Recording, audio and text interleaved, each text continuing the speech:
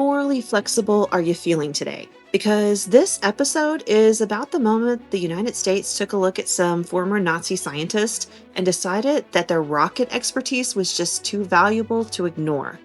It is really one of the darkest, strangest moral compromises in modern American history. But before we dive into that, welcome to the Ninth File. This channel is dedicated to proving that history is not a neat little timeline of heroic decisions. It's mostly people making terrible choices and then acting all surprised when things get weird.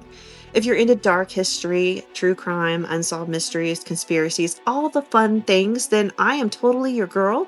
Hit that like button and subscribe to the channel, please. And while you're down there, I would love it if you left me a comment telling me what is the most morally questionable thing a government has ever done in the name of national security. I'm really thinking that by the end of today's episode, Operation Paperclip is probably going to be ranking pretty high up on your list. Seriously, this is one of those stories where every single time you think you found the ethical line, the US government picks it up and folds it into a paper airplane and just launches it directly into the Cold War. So grab your rocket blueprints and your moral compass, because we're about to watch one of those things go right out the window. And spoiler alert, it is not the rocket blueprints. All right, let's get into it. The year is 1945. World War II is finally grinding to an end. Europe is in ruins. Entire cities look like somebody has introduced industrialized warfare to a blender. Buildings are gone. Governments are collapsing. Millions are dead. Germany is falling apart from every direction imaginable. And deep inside of a bunker in Berlin, Adolf Hitler is still ranting about miracle weapons and imaginary comeback plans like the world's angriest conspiracy podcaster. Other Nazi officials are either dead, on trial, hiding in bunkers, or suddenly insisting they were just the assistant regional stapler manager. Meanwhile, Allied forces are storming across Germany, grabbing military secrets, classified documents, scientists, weapons prototypes, basically anything that's not bolted to the floor. Here's the thing, at this moment, everyone understood something very important. World War II might have been ending, but the next war was already loading. And that's where things get weird. Here's the part that a lot of people forget about World War II. When it ended, the world didn't just suddenly relax. Humanity finished one catastrophic global nightmare and immediately stumbled into the nuclear anxiety era. Almost as soon as Nazi Germany collapsed, the alliance between the United States and the Soviet Union started cracking. During the war, they were allies mostly just because they both wanted Hitler gone. The second he was defeated, everyone started looking around and they realized that that partnership had an expiration date. Now, despite its name, the Cold War was anything but calm. It was decades of non-stop tension between two nuclear superpowers who were convinced that the other side wanted to dominate the planet, maybe even end it. The United States represented capitalism and democracy. The Soviet Union represented communism and authoritarian state control. And both sides became convinced that the other one planned to spread its ideology across the globe, overthrow governments, dominate world politics, and potentially just wipe humanity off the map with nuclear weapons.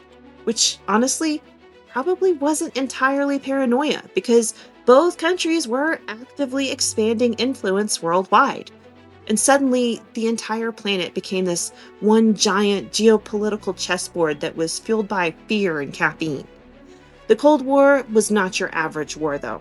If you're picturing bombs and tanks, think again, because this war was fought mostly through espionage, propaganda, proxy wars, assassinations, surveillance, covert ops, psychological warfare, arms races, and enough classified documents to bury several civilizations. Each side believed that losing meant the possible collapse of their entire way of life. In the United States, families began building fallout shelters in their backyards, and children in school would practice nuclear drills. Imagine being an 8-year-old in a classroom and your teacher is calmly explaining to you, "Okay, class, if the atomic bomb drops, get under your desk," as if plywood and optimism were going to stop nuclear annihilation. Humanity spent decades living under the constant possibility that one bad political decision could turn the planet into radioactive soup. And because fear was everywhere, governments started justifying increasingly extreme actions. That fear that they had It changed politics. It changed science. It changed intelligence agencies. It changed military spending. And for today's story, the most important part is it changed morality. Because hidden inside of Nazi Germany's collapse was technology so advanced that it genuinely scared Allied intelligence agencies. We're talking about jet fighters, guided missiles, chemical weapons research, advanced submarines, early aerospace systems, and rockets that look like they came from a sci-fi movie written by somebody aggressively abusing nationalism and amphetamines. See, rockets at that time meant a couple of really big things. They meant ballistic missiles, nuclear delivery systems, surveillance satellites, military dominance, and so much more. Both the United States and the Soviet Union realized one thing real quick. Whoever controlled that rocket technology was probably going to control the future, and the Nazis were ahead of that technology. And I mean like way ahead, specifically with something called the V-2 rocket. Now, this thing was designed largely under the supervision of Werner von Braun. Now, it is a horrifying piece of warfare, okay? This rocket could travel faster than the speed of sound, and it would slam into cities before people even realized it was coming. There was no warning sirens, no dramatic movie countdown, just boom. Imagine it's like Amazon Prime delivery, but, an explosion. The V-2 became the world's first long-range guided ballistics missile and was decades ahead of its time, which is really quite fascinating historically, but far less fascinating if you're the one standing where it landed. Thousands of these things were launched against cities like London and Antwerp. But here's where the story goes from war history to humanity desperately needs therapy. These rockets were built using slave labor from the prisoners at the Middlework factory. Now, Middlework was this absolutely massive underground factory that was built by Nazi Germany specifically to produce the V-2 rocket safely away from where the Allies were bombing. And their entire labor force? Well, it was made up of concentration camp prisoners, mostly from the nearby Mittelbau-Dora concentration camp. Thousands of prisoners were forced to live and work underground in absolutely horrific conditions. They were often starved. There was disease running rampant. They were beaten. They were exhausted. People were executed constantly. There was no sunlight down there. And it was just non-stop dangerous labor until you dropped dead. People were literally dying building these rockets inside of tunnels carved into a mountain. Historians put that death toll number way up there in the tens of thousands of prisoners. In fact, more people likely died building the V-2 rockets than were actually killed by the rockets themselves. And that is a very bleak statement. But those same rockets, those weapons, they were the number one prize for both the United States and the Soviet Union. More importantly, the minds who created them. And this is what makes Operation Paperclip so morally disturbing, because some of the scientists that America later recruited were directly connected to the Nazi system. America basically looked at post-war Germany and said, "We'll take the rocket nerds, all of them." And these weren't all harmless little scientists who accidentally wandered into the bad side of history. Some of them had direct involvement with things like Nazi military weapons programs, aviation research, chemical weapons development, intelligence systems, propaganda operations, SS organizations, and facilities tied directly to concentration camp slave labor. And yet, knowing all of this, both America and the Soviet Union officials looked at these scientists and basically said, "Yeah, tragic moral catastrophe, but that rocket technology, though." And that is because both the United States and the Soviet Union immediately understood that these scientists would be shaping the future of warfare. This wasn't just science anymore. This was the opening level of the Cold War. At this point, both sides started actively hunting German scientists like it was the world's most ethically disturbing career fair. Now, this wasn't some tiny little recruitment operation either, okay? Over the course of Operation Paperclip and related programs, the United States would eventually bring over more than 1,600 German scientists, engineers, technicians, and specialists. And when you start counting in their family members, well, that number climbs well into the thousands. Now, to be fair, history is complicated. Not every single one of those scientists was equally involved. Not all of them were hardcore ideological Nazis. Some were opportunists, some were career driven, some likely convinced themselves that they were just doing a little science, which historically is one of humanity's favorite excuses right behind I was just following orders.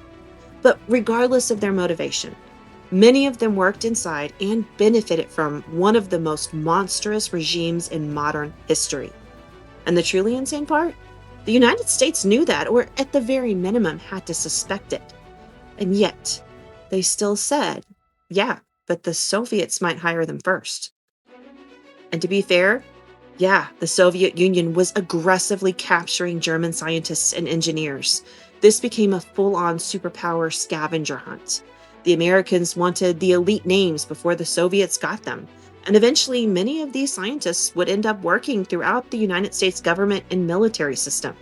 Some of them were sent to Fort Bliss, Texas, White Sands Proving Ground in New Mexico, Redstone Arsenal in Alabama, Wright-Patterson Air Force Base. They worked in military weapons laboratories, intelligence programs, Air Force missile projects, and eventually, NASA. Basically, America just scattered these former Nazi scientists across Cold War infrastructure like morally questionable confetti. And some of these men would go on to help develop really incredible things like ballistic missile systems, supersonic aircraft, aerospace medicine, military defense systems, satellite technology, and eventually the rockets that power the American space program. That means that a piece of Cold War America literally was built using expertise that was pulled directly from Nazi Germany. And that is really what makes this so disturbing because the question suddenly wasn't, did these men help the Nazi regime? It became, can they help the US beat the Soviets? Which is the exact moment morality got shoved in the trunk so geopolitics could drive the car. But you know what's even worse? From a strategic perspective, it made a lot of sense. And that makes Operation Paperclip terrifying. It's not so much that it happened, but that the logic behind it is horrifyingly rational.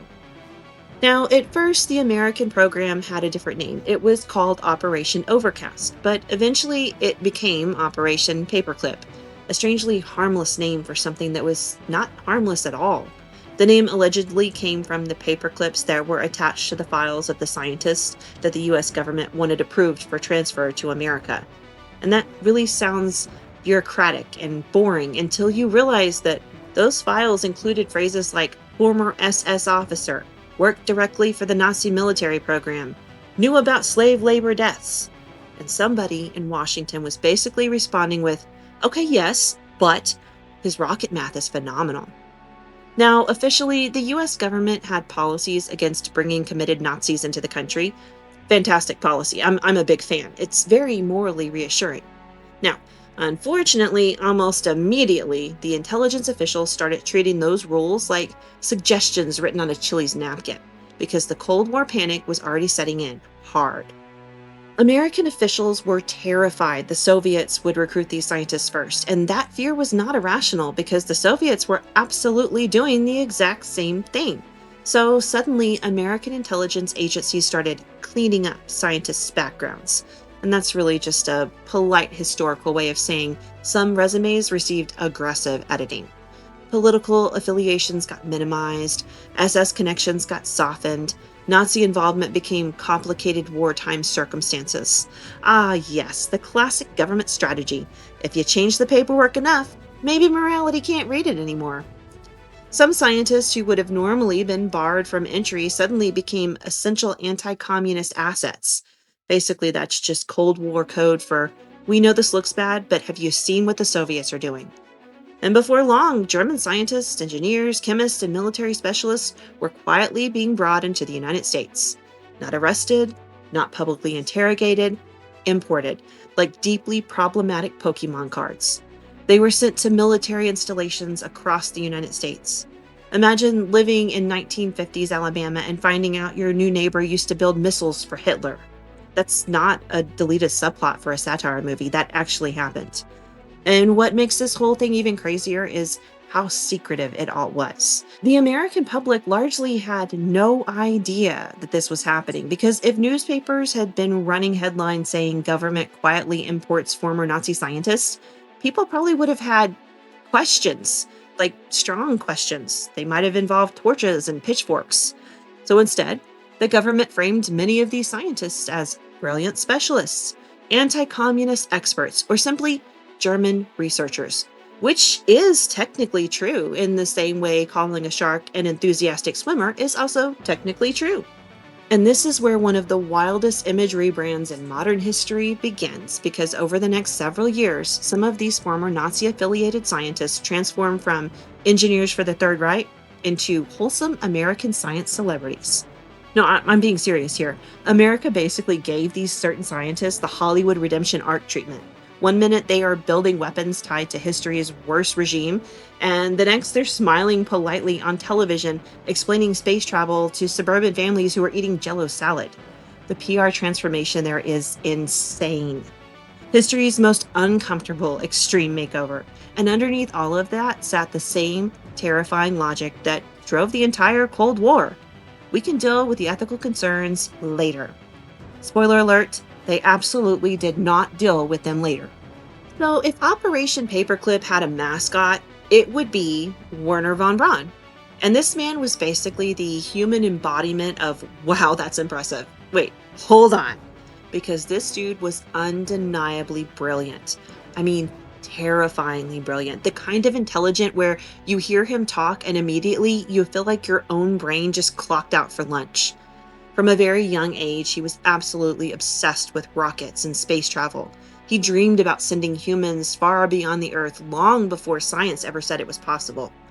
Which kind of sounds inspirational and wholesome until history kicks in the door with a steel chair, because in 1930s Germany, if you wanted serious funding for rockets, there was really only one employer that was saying, sure, we'll finance your giant experimental missile program.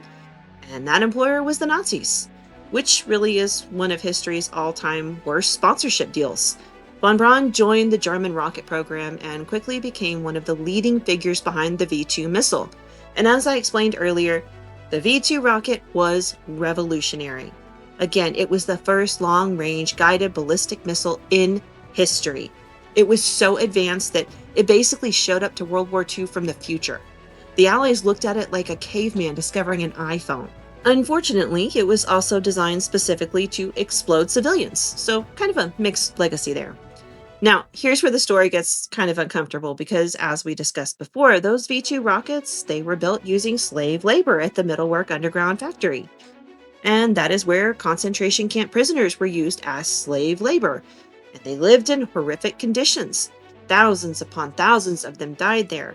And historians still debate exactly how much von Braun knew or how responsible he personally was. Now, there are some defenders that say, hey, he was just focused on the science, which is in fact likely true, but generally speaking, if your workplace includes concentration camp labor, you probably don't get to pull the I just work here card. Others point out that von Braun visited the facilities and absolutely did understand that people were dying there. And at one point, he himself said the rockets worked perfectly except for landing on the wrong planet, which is either dark accidental humor, horrifying detachment, or the world's least appropriate engineering joke. Now, as World War II was ending, von Braun made a very important decision. He chose to surrender to the Americans instead of the Soviets, and honestly, that was probably an incredible career move because von Braun understood something. The Americans wanted his brains way more than they cared about his resume. And the United States looked at him like Silicon Valley looks at a tech startup founder who definitely violated several ethics laws, but also invented something really profitable. Suddenly, instead of being treated as an enemy scientist tied to the Nazi war machine, he became a strategic asset. And over time, his transformation became surreal. This man went from building missiles for Adolf Hitler to becoming one of the most public faces of the American space program. I'm being serious. He became a literal television personality. He collaborated with the Walt Disney Company on educational space programs. Disney, yeah, that one, mouse ears? That Disney. America looked at this former Nazi rocket scientist and said, you know what he needs? A family-friendly television special. And somehow it worked. Millions of Americans came to see von Braun as this charming, intelligent visionary, the lovable rocket grandpa helping America reach the stars. Now, meanwhile, historians are in the background like, hey, can we maybe discuss that whole slave labor thing? But Cold War America was way too busy for that because by the 1950s and 60s, the space race had become an international obsession, and von Braun was one of America's greatest weapons against the Soviets. Now, here's where the story becomes surreal. The road from Nazi missile technology eventually took us straight to the Apollo 11 moon landing. Cold War America treated rocket funding the way modern billionaires treat crypto apps and apocalypse bunkers. Why? Well, because the Cold War wasn't just about war. It was about optics. It was about dominance. It was about flexing on the Soviet Union so hard that the rest of the planet picked our side out of pure intimidation. And rockets? Well, they became the ultimate geopolitical flex. If a country could launch rockets into space, it stood to reason that it could also launch nuclear warheads across continents. Fun little overlap there. Nothing says scientific progress like realizing your moon rocket and your apocalypse missiles are cousins. So by the 1950s, the United States and the Soviets were locked in what was essentially the smartest and most expensive panic attack in history, the space race. And at first, America was losing. I mean, badly. The Soviets launched Sputnik first, which absolutely shattered the American public psychologically. People reacted like aliens had landed in Ohio. Suddenly, Americans were looking up at the night sky thinking, "Dear God, the communists are in space." Schools started emphasizing science and math harder. Kids were basically told, "Congratulations, little Timmy, you're now competing against Soviet engineers for civilization itself, but no pressure." Then the Soviets sent the first human into space, and America collectively responded by stress-eating patriotism, because this was no longer just science. This was a global PR deathmatch. Every launch became propaganda. Every astronaut became a celebrity. Every explosion became international humiliation. Imagine spending billions of dollars because another country made you feel uncool. That basically sums up the space race. And at the center of America's response was Wernher von Braun. There he was, former Nazi rocket engineer, now standing in front of cameras, explaining how America would reach the moon. Again, his rebrand was insane. It's like if Darth Vader became the wholesome face of STEM education. Von Braun and his team helped develop the Saturn V rocket, one of the most powerful machines ever built. And honestly, from an engineering standpoint, the Saturn V was pretty incredible. That thing was basically controlled violence. A skyscraper filled with explosive fuel, somehow throwing humans into space without immediately turning them into soup. And in 1969, it worked. Apollo 11 moon landing happened, and humans walked on the moon. People around the world watched in awe as Neil Armstrong stepped onto the lunar surface and delivered one of the most famous lines in history. And it was an extraordinary achievement, genuinely one of humanity's greatest moments. But underneath all of the celebration sat this really uncomfortable historic reality. Part of the scientific foundation helping America reach the moon came from men previously connected to Nazi Germany's war machine. And that contradiction is really hard to ignore. Technology developed for destruction eventually helped achieve exploration, which really sounds poetic until you think about it for longer than 5 seconds and suddenly you need therapy. And honestly, that's what makes Operation Paperclip fascinating. It forces you to confront the fact that history is really messy, like painfully messy. Human progress does not arrive in a neat little morally pure package. Sometimes incredible achievements are built on deeply ugly foundations. And governments love pretending that those ugly foundations don't exist once the inspirational music starts playing. Because once Americans landed on the moon, nobody wanted to interrupt the celebration by saying, "Quick reminder, portions of this rocket program have an extremely uncomfortable backstory." That kind of tends to kill the mood around the NASA parties. But the contradictions never went away. America beat the Soviets to the moon. The scientists became legends. The space race became one of the defining stories of the 20th century. And buried underneath all of that was a question that nobody really wanted to answer. How much moral compromise are people willing to overlook if the results are spectacular enough? Now, by this point, America wasn't just recruiting scientists anymore. Oh, no, no, no. The Cold War had officially evolved into a full-blown planetary paranoia contest. and everyone was losing their minds. The United States and the Soviet Union were now locked in a non-stop geopolitical cage match where both sides genuinely believed that the other would eventually destroy the world. Fair concern, though, because both countries were rapidly collecting nuclear weapons, spies, propaganda networks, psychological warfare programs, assassination plots, and enough classified documents to give future historians permanent migraines. And in the middle of all of that sat the growing power of American intelligence agencies like the CIA, or, as history increasingly remembers them, the people who heard the phrase bad idea and took it as a challenge. Because the early Cold War created a very dangerous mindset inside of governments. A mindset that basically said if communism is the greatest threat on earth, then almost anything becomes justifiable.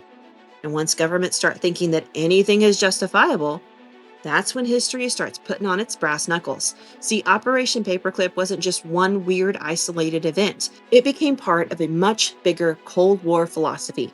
The enemy of my enemy is probably still terrible, but strategically useful. And America started applying that logic everywhere. Anti-communist dictator? Fund him. Questionable militia group? Arm him. Former Nazi intelligence officer? Pull up a chair, buddy! Because during the Cold War, ideological purity mattered way less than picking a side. American officials became obsessed with stopping communist influence from spreading anywhere. We're talking Europe, Asia, Latin America, the Middle East, Africa, probably the moon if they were given enough time. At some point, it genuinely feels like the US government looked at a map and screamed, "Is that country thinking about socialism?" And this fear wasn't entirely invented. The Soviets were, in fact, expanding their influence. Communist revolutions were happening. Nuclear tensions were terrifying. People genuinely believed that civilization itself could collapse at any moment. Again, school children were practicing nuclear drills. Families had built their fallout shelter. Humanity essentially spent decades living under the constant threat of, oops, civilization ended. Which maybe explains why the government officials started making increasingly unhinged decisions. Because fear changes people. It makes populations easier to manipulate. It makes governments more extreme. It makes ethical boundaries start looking negotiable. And intelligence agencies absolutely exploited that. The Cold War gave rise to covert ops, propaganda campaigns, surveillance programs, psychological experiments, election interference, coups, and enough secret operations to make conspiracy theorists briefly become historians. Some operations sounded fake until you realized that they're real. Like, yeah, the CIA genuinely explored bizarre mind control experiments during projects connected to MK Ultra because apparently sometime during the Cold War, somebody in intelligence leadership looked around and thought, you know what this global nuclear standoff needs? Hallucinations. And through all of this, Operation Paperclip remained one of the earliest examples of America deciding that strategic advantage mattered way more than moral consistency. Because once the government successfully justified recruiting former Nazi scientists, the ethical line was already moved. And I mean, like, by a lot. That's the terrifying thing about moral compromise. It rarely stays contained. Once governments convince themselves that the rules can bend just this once, those rules start folding like lawn chairs. And to be fair, the Soviets were doing the exact same kind of thing. This wasn't a good guys versus bad guys situation. It was more like two terrified superpowers aggressively making the worst decisions imaginable while holding nuclear weapons. And that's even scarier. And honestly, that's kind of what makes the Cold War so fascinating. It wasn't just this little battle of weapons. It was a battle of fear. And fear drove everything at that time. It became like a currency. And when fear becomes powerful enough, governments start asking dangerous questions like, sure, it's unethical, but could it help us win? Because Operation Paperclip ultimately revealed something very uncomfortable about human societies. When people believe that the stakes are high enough, they will justify anything, especially if you attach a word like security to it. That word has launched more questionable decisions than almost any other word in human history, right next to temporary measures, which historically is almost never temporary. All right, so now we arrive at the part of the story where everybody suddenly becomes very uncomfortable and historians start speaking in exhausted sighs. Because after all the rockets, all the moon landings, all the Cold War victories, all the patriotic documentaries with triumphant orchestral music, we're left with one giant, horrifying question. Was Operation Paperclip actually worth it? And oh boy, did that question start fights, because on one side, you do have people saying, hey, these scientists helped America defeat the Soviets, advance technology, and reach the moon, which is true, objectively true. The scientists brought over through Paperclip did contribute to aerospace, medicine, missile technology, engineering, aviation, and the American space program. Without them, the timeline of the Cold War would have looked very different. America might not have advanced as quickly technologically. The space race might have unfolded differently. The moon landing timeline might have changed. History itself could have shifted. But on the other side of the argument is this tiny little issue called some of them were Nazis, which, historically speaking, tends to be a pretty significant red flag. Not just, oops, awkward political opinion Nazis. We're talking about military scientists, SS associations, propaganda involvement, weapons development, and connections to systems built on slave labor and mass death. That's not a resume gap. That is a moral sinkhole. Now, at this point, we talked a lot about Werner von Braun, but he was not the only one that came over. He was just the celebrity edition. The government basically imported an entire former Nazi science starter pack. So let's talk about some of the other major figures brought over during Operation Paperclip. And spoiler alert, the resumes get dark. First, we have Arthur Rudolph. He was the Saturn V engineer. He worked closely on the V-2 rocket program and later became one of the key engineers behind the Saturn V rocket that helped power the Apollo missions. So yeah, another moon program architect connected to the Nazis. At this point, the Apollo program starts looking a lot less like a space agency and more like history's most ethically uncomfortable group project. Now, here's the problem. Rudolph was heavily connected to the Middle Work facility, that underground rocket factory built with concentration camp slave labor. Yeah. Historians believe that he absolutely knew about the horrific conditions. People died in massive numbers there. Again, let me reiterate, there was starvation, beatings, disease, executions, physical exhaustion. The factory conditions were industrialized nightmare. After the war, well, America brought him over anyway because, once again, his rocket expertise looked way better than his morally questionable past. Rudolph later became a respected NASA engineer. Only decades later did investigations into his wartime role become serious enough that he eventually renounced his U.S. citizenship and left the country in the 1980s. That really is one of history's most awkward delayed consequences. Imagine getting all the way to beloved American rocket engineer before somebody finally goes, hey, quick question about that concentration camp thing. That is one heck of a performance review meeting. Next, we have Hubertus Stronghold, and this one is also a bit dark and disturbing. He became known as America's father of space medicine, which really does sound impressive and inspiring right up until you start digging into where some of that medical knowledge came from. During the Nazi era, aviation and medical researchers were connected to horrifying human experimentation programs. High-altitude experiments, freezing experiments, pressure testing, studies conducted on concentration camp prisoners. It's really horrific stuff. If you are interested, I suggest you look it up, but it's probably going to give you nightmares. It was absolutely awful. Now, while historians still debate Stronghold's exact level of direct involvement, his name was heavily associated with those programs and wartime medical research networks. And that creates a really dark, reoccurring theme in Operation Paperclip.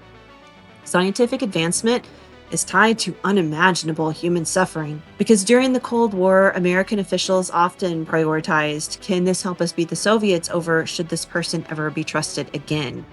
And honestly, that mindset aged about as well as uranium soup. Next, we have Kurt Debue, another rocket engineer brought to America who had been a member of the Nazi Party and reportedly held ties to the SS, which, again, huge thing to casually gloss over, but during Cold War, America basically developed selective moral eyesight. He later became the first director of the Kennedy Space Center, which means a former Nazi engineer eventually oversaw all the launches tied to America's greatest space achievements. Again, history feels fake sometimes. Like, if somebody pitched this as a movie script, studios would probably reject it for being too unrealistic. Then we have Reinhard Gehlen, and this one may be the most Cold War thing imaginable. He was no rocket scientist, he was actually an intelligence officer, specifically Hitler's top intelligence expert on the Soviet Union. And after the war, The United States basically looked at this former Nazi spy master and said, "So, you hate those communists too?" And he was like, "Oh, dude, absolutely." And America was like, "Man, welcome aboard." The CIA eventually worked with him because he possessed extensive intelligence networks that were focused on the Soviets, which sounds super strategic until you remember the tiny detail that he literally worked for the Nazi military intelligence agency. The Cold War was really full of strange moments like this. Moments where the government just decided the enemy we know is useful against the enemy we fear more. Okay, to be fair, here's something really important. Operation Paperclip did not bring over top Nazi political leaders like Heinrich Himmler or Joseph Goebbels or concentration camp commandants. Those people were generally dead, captured, prosecuted, or executed. But many scientists and intelligence figures brought over through Paperclip existed in morally horrifying gray zones. They were deeply tied to the regime, they were connected to slave labor, they were involved in military systems, and sometimes they were protected because their expertise was considered strategically valuable. And that is what makes Operation Paperclip so controversial today. It forced the US to look at the darkest and moral calculations of the Cold War and think, how evil is too evil if the person can help us beat the Soviets? And honestly, the fact that government seriously debated that question tells you everything you need to know about the Cold War and how terrifying it really was. These men represented something much larger than just their individual stories because Operation Paperclip revealed a very brutal truth about the post World War II world. When the war ended, morality immediately started competing with geopolitics for survival, and survival won, like by a long shot. The US wasn't alone either. The Soviets also grabbed up all of these scientists, engineers, and intelligence specialists all over Nazi Germany. Both superpowers basically sprinted into post war Europe, yelling, "Quick, give us all your war criminals with STEM degrees!" Which would be hilarious if it were not horrifying. Once the Cold War started, ethics became less of a rulebook and more of a strategic inconvenience. And the most disturbing part? Most of these men never actually faced any accountability. Instead of prison, they got laboratories. Instead of trials, they got security clearance. Instead of being publicly condemned, they got government salaries and neighborhoods with nice lawns. Imagine surviving World War II and then discovering a former Nazi scientist is now grilling hamburgers 3 houses down while explaining rocket propulsion to Boy Scouts. That literally happened. And to make these things even stranger, many Americans didn't even know those details for years and years because the government kept much of Operation Paperclip hidden or sanitized. Which makes sense because, hey, everybody, we secretly imported Nazi scientists because of the Cold War scaring us is not exactly a comforting press conference. That kind of tends to tank approval ratings. Instead, the story just got polished and softened and smoothed out. The ugly details were pushed into the background, while the achievements got pushed front and center. Classic government right there. This is where Operation Paperclip becomes more than just a history story. It becomes a warning. It forces us to confront how easily people tolerate horrifying things when they believe that the outcome will benefit them more. The real core of the story is moral compromise. Fear and ambition can push societies to redraw ethical lines one justification at a time. And Operation Paperclip perfectly captures that process. The United States wasn't acting like a cartoon villain twirling its mustache, it was acting like a frightened superpower trying to survive. And that kind of makes the story even scarier because cartoon villains are really easy to spot. Real moral compromise usually arrives wearing a suit, carrying paperwork, and using phrases like strategic necessity. History doesn't give us clean heroes and villains.